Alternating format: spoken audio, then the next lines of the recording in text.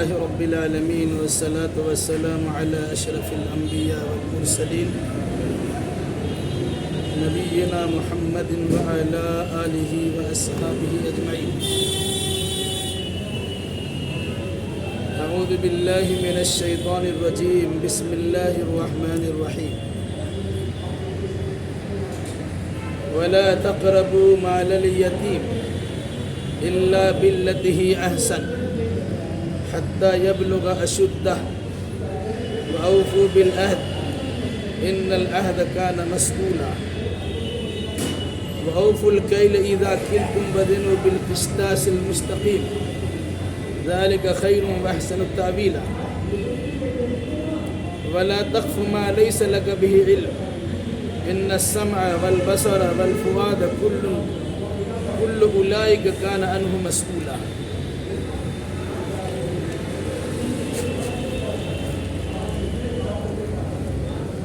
اس سے پہلے کی آیتوں میں چند اخلاقی خرابیوں کا تذکرہ کیا گیا تھا، جیسے کوئی انسان بخیلی اور کنجوسی بھی نہ کرے اور کوئی انسان فضول خرچی بھی نہ کرے، کوئی آدمی روزی کی کمی کے خطرے سے اپنی اولاد کو قتل نہ کرے، کوئی زناکاری اور بدکاری کا ارتکاب بھی نہ کرے، ناحق کسی آدمی کو قتل کرنا بھی صحیح نہیں، اس سے گریز کرے۔ اس قسم کی خرابیاں عام طور سے پائی جاتی ہیں۔ قرآن مجید نے ان خرابیوں کا تذکرہ کرتے ہوئے اسے روکنے کی کوشش کی ہے تاکہ سماج اور معاشرہ امن و امان والا معاشرہ کہلائے۔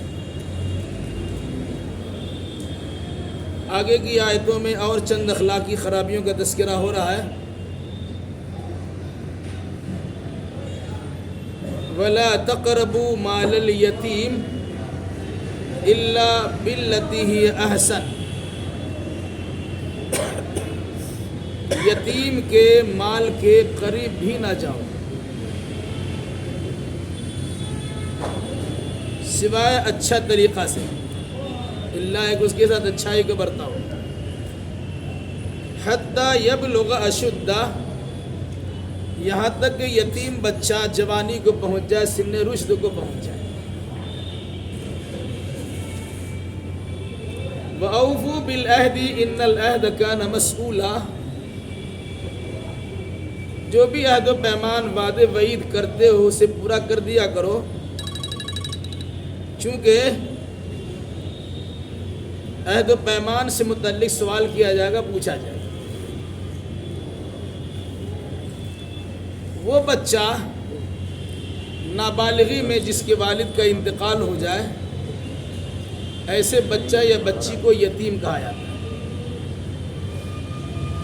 زمانہ جاہلیت میں اسلام کے آنے سے پہلے مکہ میں جہاں اور مختلف قسم کے ظلم کیے جاتے تھے، اسی میں سے ایک ظلم یہ بھی تھا کہ یتیم بچے کا باپ اگر مر گیا اور بچہ یتیم ہو گیا تو اس کے مال کو لوگ قبضہ کر لیتے تھے، چھین لیتے تھے۔ اس مناسبت سے کہا گیا یتیم کے مال کے قریب بھی نہ جانا، کیونکہ یتیم کے سر پہ ہاتھ پھیرنے کا حکم ہے، باپ کے مرنے کا جو غم ہے اس غم کو دور کرنے کا حکم ہے۔ کچھ مال اگر وہ والد چھوڑ کے گئے تو انسان اگر اسے ہڑپ کر لیتا ہے، چھین لیتا ہے، غصب کرتا ہے، تو اس یتیم بچے پر تکلیف ہی تکلیف ہوگی، باپ کے مرنے کا بھی غم اور مال کے جانے کا بھی۔ تو اللہ نے کہا دیکھنا یتیم کے مال کے قریب مت جانا۔ ہاں اگر کوئی انسان یتیم کے ساتھ اچھا برتاؤ کرنا چاہتا ہے کہ اس کا مال ضائع ہو جائے گا، کوئی دوسرا لے لے گا، جب بچہ نہ سمجھے جس طرح چاہے گا اس کو اڑا دے گا، اس نیت سے اگر کوئی انسان اس کا مال لیتا ہے کہ ہم اس کے مال کی حفاظت کرتے ہیں، بچے بڑے ہو جائیں گے دے دیں گے، تاوقت کہ اس بچے سے متعلق جو خرچہ ہے اگر کوئی انسان اپنا خرچ کر دے تو اچھی بات ہے، اور اگر نہ کر سکے تو اسی بچے کا مال، اسی یتیم بچے کا مال اس پہ خرچ کرے۔ اس زمانے میں خرچ کرنے ایک طریقہ یہ ہوتا ہے کہ جس طرح چاہے جلدی سے پیسہ خرچ کر دیا جاتا تھا تاکہ بچہ ہمارا دست نگر بنا رہے۔ قرآن اس کا اس طرح بھی مت کرنا، بہترین طریقے کے مطابق اس کا مال اگر استعمال کرنا چاہو، کسی کاروبار میں لگانا چاہو تو اس سے اس بچے کا فائدہ ہو جائے، یہ تو کر سکتے ہو۔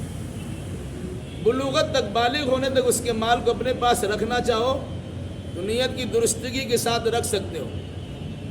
اب اگر چاہتے کہ اس کا مال ہم استعمال کر لیں اور اس بچے پہ زیادہ خرچ کر دیں تاکہ اس کے بڑا ہونے تک اس کا مال بھی خرچ ہو جائے، تو ایسا کرنا کسی بھی صورت میں جائز نہیں ہے۔ ہونا تو یہ چاہیے یتیم بچوں کے ہاتھ پر، یتیم بچوں کے سر پہ شفقت کا ہاتھ پھیرا جائے۔ اللہ کے نبی صلی اللہ علیہ وسلم کے فرمان کے مطابق انا وکافر الیتیم ہاکذا، کل قیامت کے دن یا پھر جنت میں اللہ کے نبی صلی اللہ علیہ وسلم نے فرمایا میں اور یتیم کی نگرانی کرنے والا، جتنا ان دونوں انگلیوں کے درمیان دوری ہے اتنے قریب قریب ہم لوگ رہیں گے۔ اس طرح یتیم کی خبرگیری کرنے کا حکم دیا اور اس کے ساتھ اچھا برتاؤ کرنے کی تاکید دی ہے۔ کہا اس کے مال کی نگرانی کرنے کے لیے اگر تم مال کو چھوتے ہو، لیتے ہو تو اچھی بات ہے۔ کب تک؟ حتی یبلغ اشدہ، یہاں تک کہ وہ آدمی، وہ بچہ اپنی جوانی کو پہنچ جائے، سن شعور کو پہنچ جائے۔ وَأَوْفُوا بِالْعَهْدِ، وعدے کا خیال رکھو۔ عہد پیمان اگر تم نے اللہ سے کیا ہے، رسول اللہ سے کیا ہے، اپنے سردار سے کیا ہے، اپنے دوست احباب سے کیا ہے، گھر والے یا بیگانے لوگوں سے کیا ہے کوئی وعدہ، تو کہا اس وعدے کا خیال رکھنا، اس سلسلے میں کسی قسم کی کوتاہی نہ برتنا۔ اگر ایسا کرو گے تو جان لو کہ اللہ تبارک و تعالیٰ تم سے اس وعدے سے متعلق پرسش کرے گا، پوچھے گا، سوال کرے گا کہ آخر تم نے وعدے کو نبھایا کیوں نہیں، اور جو عہد و پیمان کیا تھا اس پر تم قائم دائم رہے کیوں نہیں۔ پھر جب میدان محشر میں پرسش ہوگی اور جواب صحیح بن نہیں پڑے گا، پھر اللہ کے عذاب سے کوئی بچانے والا نہیں ہوگا۔ وَأَوْفُوا الْكَيْلَ إِذَا كِلْتُمْ وَزِنُوا بِالْقِسْطَاسِ الْمُسْتَقِيمِ، جب تم کسی کو وزن کر کے، جب تم کسی کو ناپ کے دو تو پورا پورا ناپ کے دو، اور جھکتے ہوئے ترازو سے وزن کیا کرو، تولا کرو۔ ذَلِكَ خَيْرٌ وَأَحْسَنُ تَأْوِيلًا، یہ بہتر ہے اور اس کا انجام بھی بہتر ہوتا ہے۔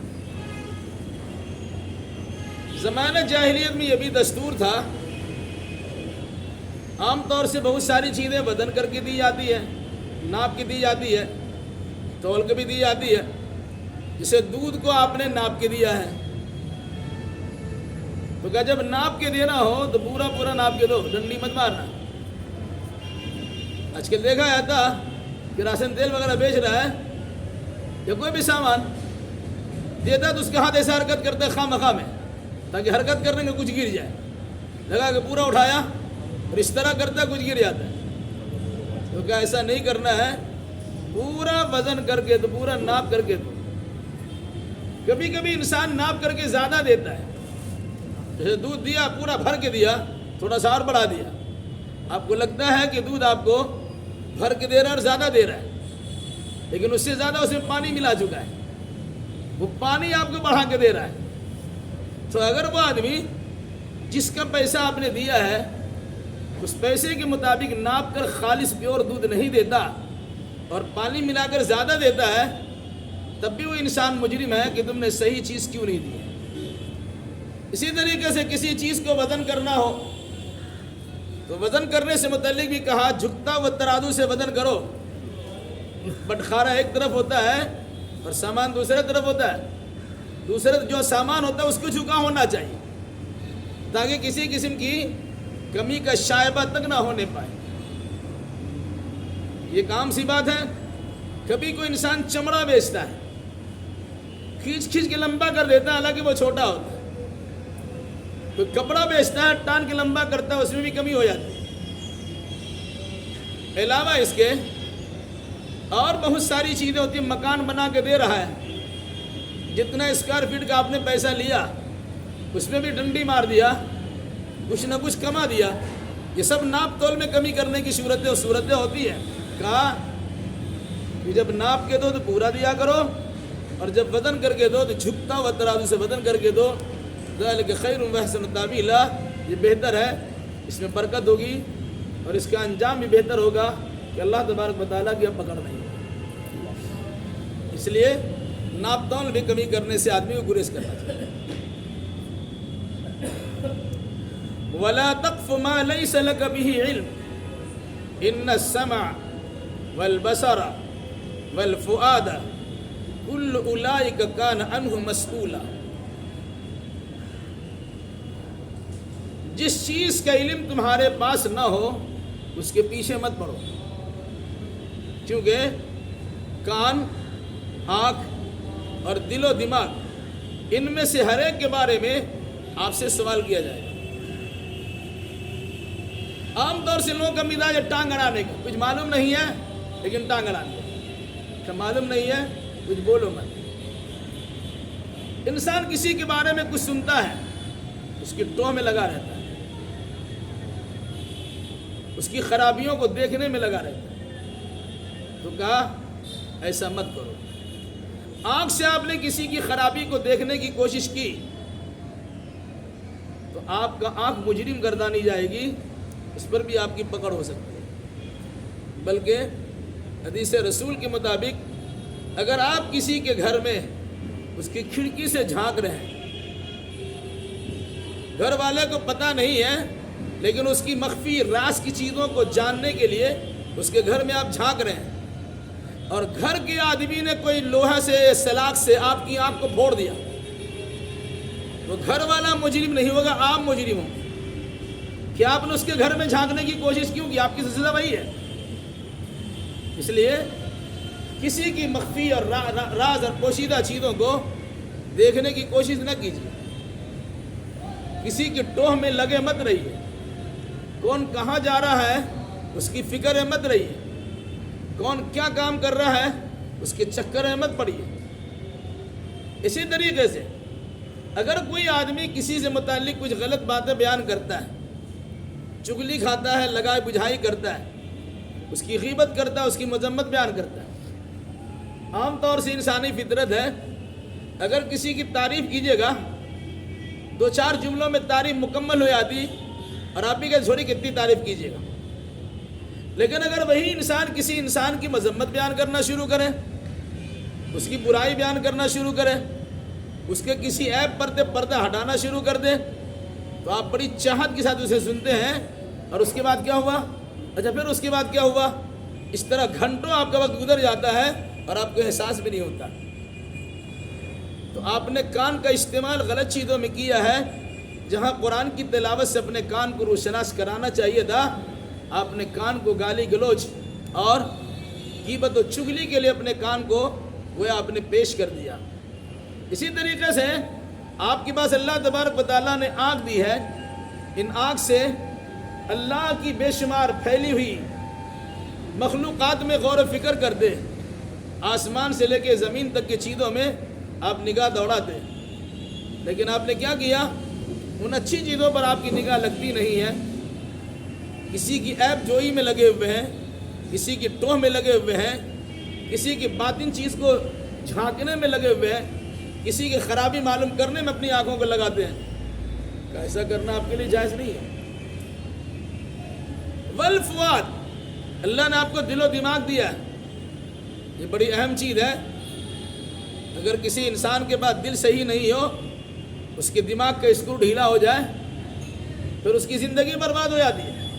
کہا آپ کو اللہ نے دل و دماغ دیا ہے, اس کا صحیح مصرف لیجیے, اللہ کو پہچاننے کی کوشش کیجیے, رسول اللہ پر ایمان لائیے, اچھی چیزوں کو مانیے, تسلیم کیجیے, اور اسے اپنے انداز میں دوسروں تک پہنچانے کی بھی کوشش کیجیے. مگر عام طور سے انسان اپنے دل کا غلط چیزوں میں استعمال کرتا ہے. دماغ ہمیشہ تخریبی رکھتا ہے، کہاں سے کس کا لوٹا جائے، کس سے نقصان پہنچایا جائے، کس کی عزت کو اچھالا جائے، کون سا طریقہ کارگر ہو سکتا ہے وغیرہ ذالک. یہ سارا کام انسان دل و دماغ سے کرتا ہے.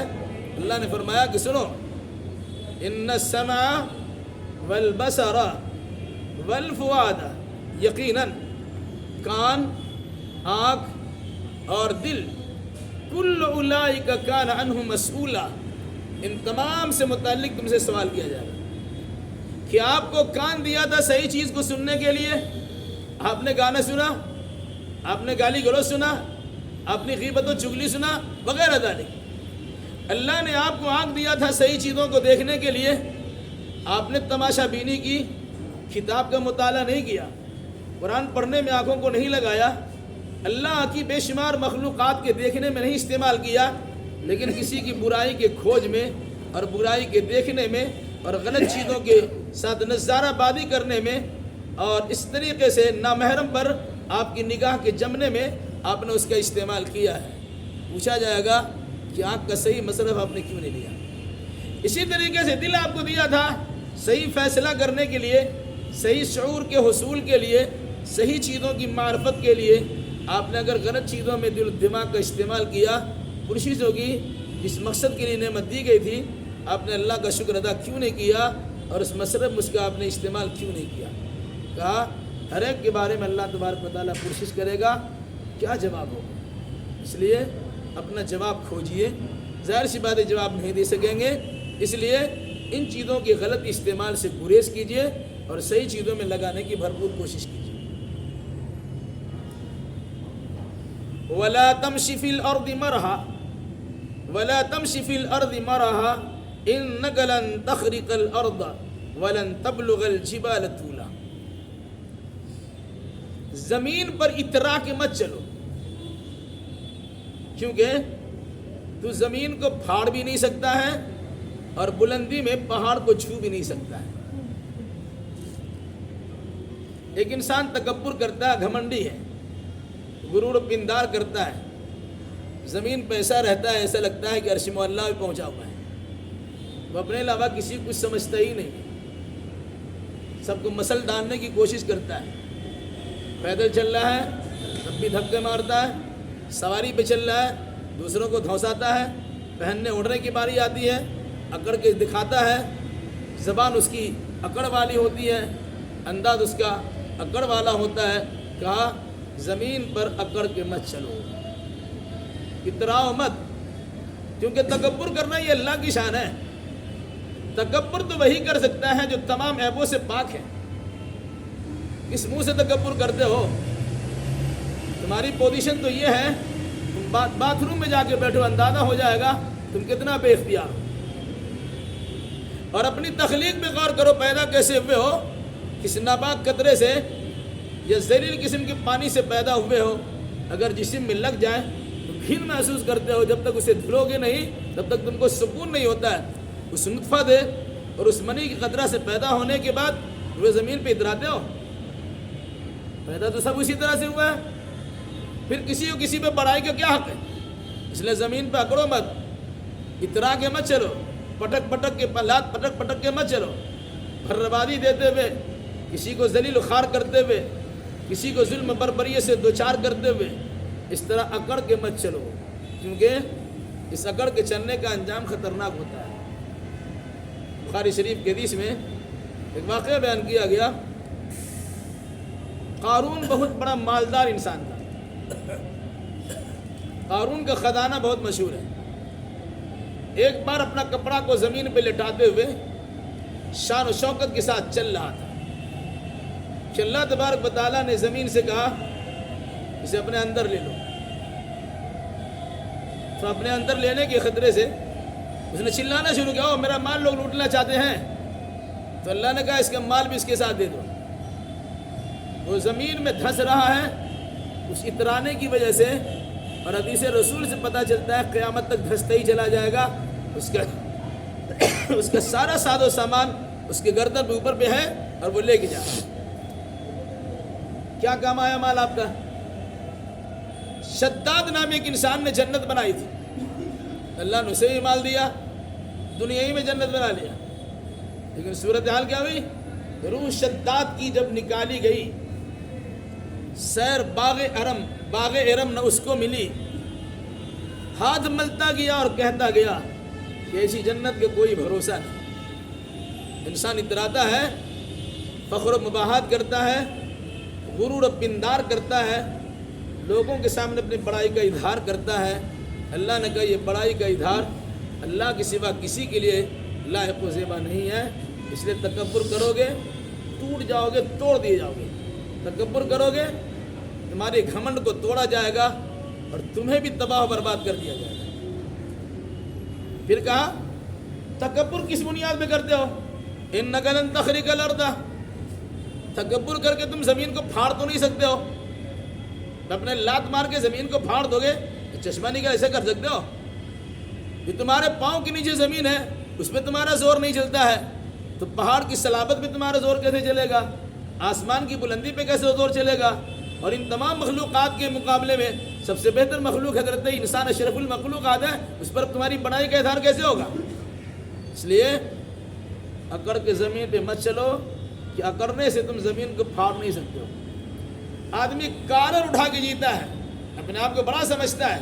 قرآن کہتا ہے سنو وَلَن تَبْلُغَ الْجِبَالَ طُولًا، تکبر کرنے سے تم اتنا لمبا تڑنگا نہیں ہو جاؤ گے کہ پہاڑ کی چوٹی کو چھو لو گے، وہاں اس کی بلندی پہ پہنچ جاؤ گے، ایسا تو نہیں کر سکتے ہو۔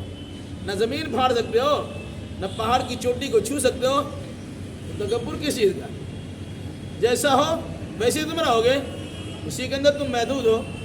اللہ تبارک و تعالیٰ کے اختیار میں ساری چیزیں، تمہارے لیے بڑائی کرنا اور اترانا، گھمن کرنا، تکبر کرنا کسی بھی صورت میں جائز نہیں ہے، اس لیے روئے زمین پہ اتراؤ مت۔ کل ذالک کان سیئہ عند ربک مکروہا، جن تمام خرابیوں کا تذکرہ کیا گیا ہے، ان تمام چیزوں کی برائی آپ کے رب کے نزدیک بڑی خطرناک ہے، بڑی ناپسندیدہ ہے۔ یہ چیزیں بھی ناپسندیدہ ہیں اور اس کا عذاب بھی بڑا ناپسندیدہ ہوگا۔ چوری کرو گے ہاتھ کاٹا جائے گا، زناکاری کرو گے سنسار کر دیے جاؤ گے، قتل کرو گے قتل کر دیے جاؤ گے، یتیم کا مال کھاؤ گے جہنم کا انگارہ بنو گے، ناپ تول میں کمی کرو گے پیٹ میں انگارہ آگ کا بھرو گے، اس کے نتیجے میں تمہاری تباہی و بربادی تو مقدر ہو چکی ہے۔ اس لیے یاد رکھنا جن خرابیوں کا تذکرہ کیا گیا ہے وہ ساری کی ساری برائیاں آپ کے رب کے نزدیک انجام کے اعتبار سے بڑا خطرناک ہے، بڑا ناپسندیدہ ہے، اس کی سزا بھی بڑی ناپسندیدہ ہوگی۔ اس لیے ان خرابیوں سے اپنے آپ کو بچانے کی کوشش کرو۔ ذالک مما اوحی الیک ربک من الحکمہ ولا تجعل مع اللہ الہا آخر فتلقى فی جہنم ملوما مدحورا، یہ اس وجہ سے مما اوحی الیک ربک من الحکمہ، آپ کے رب نے اپنی جانب سے آپ کے پاس حکمت و دانائی کی باتیں بطور نصیحت کے آپ کے سامنے رکھ دی ہے۔ آپ کو سمجھیے، اس کو سمجھیے اور اسی روشنی کو میں عوام و خواص کو سمجھانے کی کوشش کیجیے۔ اور سنیے وَلَا تَجْعَلْ مَعَ اللَّهِ إِلَٰهًا آخَرَ، اللہ کے ساتھ کسی کو دوسرا معبود مت بنائیے، عبادت کے لائق اللہ ہے، پیشانی اسی کے سامنے جھکے گی، خالق و مالک اللہ ہے، ضرورتیں اسی سے سوال، ضرورتوں سے متعلق اسی سوال کیا جائے گا، مانگا اسی سے جائے گا، فریاد رسی اسی سے کی جائے گی، اس کے علاوہ کسی کے سامنے بندگی کے مراسم کو ادا نہیں کیا جائے گا۔ فرمایا وَلَا تَجْعَلْ مَعَ اللَّهِ إِلَٰهًا آخَرَ، اللہ کے ساتھ کسی دوسرے کو معبود نہ بنانا۔ اگر تم نے ایسا کر دیا فَتُلْقَى فِي جَهَنَّمَ مَلُومًا مَدْحُورًا، شرک کرو گے، اللہ کے ساتھ کسی اور کو پکارو گے تو جہنم میں ڈھکیل دیا ہوگے، تم کو ملامت بھی کیا جائے گا، تم کو دھکا دیا جائے گا، دھتکار دیا جائے گا، یعنی دھتکارے ہوئے اور ملامت زدہ ہو کر جہنم میں ڈال دیے جاؤ گے۔ اس لیے اگر جہنم سے بچنا چاہتے ہو ان تمام خرابیوں سے اپنے آپ کو بچاؤ اور بطور خاص شرکیات سے اور کفریات سے اپنے آپ کو بچاؤ تاکہ تم اللہ تبارک و تعالیٰ کے عذاب سے بچ سکو۔ افاسفاکم ربکم بالبنین واتخذ من الملائکۃ اناثا انکم لتقولون قولا عظیما۔ کیا تمہارے رب نے تمہارے لیے بیٹے متعین کر دیے، منتخب کر لیے، اور اللہ نے اپنے لیے فرشتوں کو بیٹیاں بنا لیا ہے؟ عام طور سے مشرکین مکہ کہتے تھے کہ فرشتے اللہ کی بیٹیاں ہیں، جبکہ ان کا حال یہ ہے جب ان مشرکوں کو سکھایا تھا تمہارے گھر میں لڑکی پیدا ہوئی ہے، ان کے منہ پر ہوائیاں اڑنا شروع ہو جاتے، چہرہ کالا پڑ جاتا تھا، یہ بچی لیں گے آپ؟ پھر اس کی دو صورت ہوتی تھی، یا تو ذلت و خواری کے ساتھ اسے گوارا کر لیا جاتا، ہم یدسو فی التراب، یا مٹی میں اسے زندہ ہی دفن کر دیا جاتا تھا۔ کہا جس بچی کو تم اپنے لیے پسند نہیں کرتے ہو، بیٹی اپنے لیے پسند نہیں کرتے ہو، تو اللہ کے لیے فرشتوں کو بیٹی کیسے مان لیا؟ یہ تمہارا سوچنا غلط ہے، جبکہ اللہ تبارک و تعالیٰ بیٹا بیٹی اور بیوی سب سے پاک ہے، کیونکہ اللہ کو ان چیزوں کی کوئی ضرورت نہیں ہے۔ اللہ مختار کل ہے، وہ کسی قسم کا محتاج کسی کا نہیں ہے۔ اگر تم نے اللہ کے فرشتوں کو اللہ کی بیٹیاں تصور کر لیا ہے، یہ تمہارا سوچنا غلط ہے۔ عیسائیوں نے عیسیٰ علیہ السلام کو اللہ کا بیٹا تصور کر لیا ہے، اس کا نظریہ غلط ہے۔ بنی اسرائیل میں سے یہودیوں نے حضرت عزیر کو اللہ کا بیٹا تصور کر لیا، یہ غلط بات ہے۔ اللہ کا کوئی بیٹا نہیں ہے، اللہ کوئی بیوی نہیں ہے، اللہ کے پاس کوئی بیٹی نہیں ہے، وہ ان تمام تر عیبوں سے پاک ہے۔ یہ سب چیزیں تو کمزوری ہے، اور کمزوری سے اللہ تبارک و تعالیٰ پاک ہے۔ انکم لتقولون قولا عظیما، تم لوگ تو اللہ تبارک و تعالیٰ خلاف بہت بڑی بات کر رہے ہو، یہ بڑا بول رہے ہو۔ اگر کسی نے اللہ کے لیے بیٹیاں مان لی، یہ بہت خطرناک بات ہے۔ یہ اتنا بڑا جرم ہے کہ آسمان گر سکتا ہے، زمین پھٹ سکتی ہے۔ ان دعوا للرحمن ولدا، اگر کوئی انسان اللہ کے لیے بیٹا تصور کرتا ہے تو اللہ تبارک و تعالیٰ کے خیز و قدم میں آنے کے نتیجے میں آسمان دھڑام دھڑام کر کے گر سکتا ہے اور زمین پھٹ سکتی ہے، پھر کہاں رہو گے؟ اس لیے اس قسم کی باتوں کے زبان سے استعمال کرنے سے گریز کرو، پرہیز کرو، بچو، کیونکہ اللہ تبارک و تعالیٰ ان تمام تر عیبوں سے اور نقائص سے پاک ہے۔ ان آیات میں جن چیزوں کی تلقین کی گئی کہ انسان گناہ کے کاموں سے اپنے آپ کو بچائے، اور بطور خاص شرکیات سے اپنے آپ کو بچائے رکھے۔ اگر کوئی انسان کبیرہ گناہ کرتا ہے اور اللہ تبارک و تعالیٰ بخشتا نہیں ہے تو انسان جہنم سے بچ نہیں سکے گا، اور اگر کوئی انسان شرک کرتا ہے اور اسی صورت میں مر جاتا ہے پھر اس کے جنت میں کبھی جانے کا سوال ہی پیدا نہیں ہوتا۔ کبیرہ گناہ کرنے والا ایک نہ ایک دن جہنم کی سزا کاٹ کر جنت میں ضرور جائے گا، لیکن شرک و کفر میں مرنے والا اور اس کو توبہ کی توفیق نصیب نہ ہو، وہ انسان مرنے کے بعد جہنم میں جائے گا، وہاں سے بچانے اور نکلنے کی کوئی صورت نہیں ہوگی۔ اللہ تعالی ہمیں اور آپ کو اور جملہ مسلمانوں کو کتاب اللہ اور سنت رسول اللہ کی روشنی میں عقیدہ اعمال بجا لانے کی توفیق مرحمت فرمائے۔